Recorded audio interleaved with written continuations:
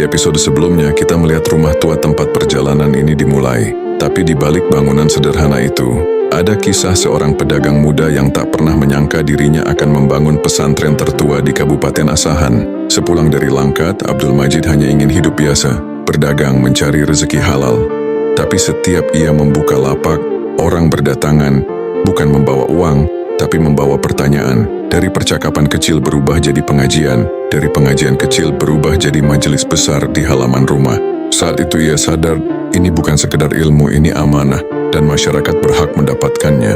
Di bawah cahaya Petromax yang temaram berdirilah pesantren Falahiyah. Kitab kuning jadi fondasi. Fiqih, tauhid, nahu, syorof, semuanya diajarkan dengan ketegasan yang penuh kasih. Sebuah pesantren lahir bukan dari bangunan, tapi dari keikhlasan seorang guru. Karena Falahiyah tak memungut biaya dari santri, Tuan Guru Abdul Majid mencari cara agar pesantren tetap hidup. Maka berdirilah usaha kecil, salah satunya pabrik roti di lingkungan pesantren. Di sana para santri belajar kemandirian, bekerja sambil menuntut ilmu. Di Falahiyah belajar tidak hanya dari kitab, tetapi juga dari kehidupan. Keilmuannya menyebar hingga keluar daerah. Dalam masa kolonial sampai awal kemerdekaan, integritasnya membuat banyak tokoh menghormatinya. Ia diangkat sebagai penasihat Sultan Asahan, lalu Hakim Departemen Agama RI. Wartawan Sinar Daily, Nyolat Sulaiman, sering menuliskan pemikiran dan perjuangannya. Dari tangannya sendiri lahir karya penting seperti Syarah Fatihah.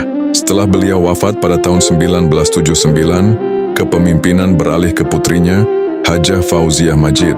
Dan justru di masa inilah Falahiyah mencapai puncaknya. Madrasah berdiri lengkap, MI, MTS, hingga MA. Ilmu agama berjalan berdampingan dengan pelajaran umum. Bahkan Falahiyah mendirikan akademi dakwah, melahirkan banyak dai di Asahan. Tapi zaman berubah, sekolah negeri tumbuh di setiap kecamatan. Dan pada tahun 2021, di bawah kepemimpinan Haji Humaydi Syamsuripane, Falahiyah menutup pintu terakhirnya.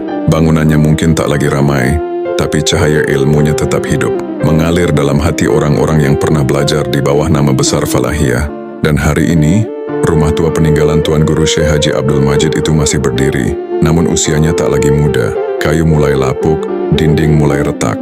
Juhriat dan keluarga besar Tuan Guru berharap agar pemerintah Kabupaten Asahan berkenan melakukan perbaikan atau pemugaran. Bukan sekedar menjaga bangunan, tapi menjaga sejarah, menjaga warisan yang telah menerangi Asahan selama hampir 1 abad. Punya kenangan atau cerita tentang Falahiyah dan Tuan Guru Abdul Majid? Tulis di komentar, biar sejarah ini tetap hidup lewat cerita kita. Terima kasih sudah menonton video ini. Sampai jumpa di video kami selanjutnya.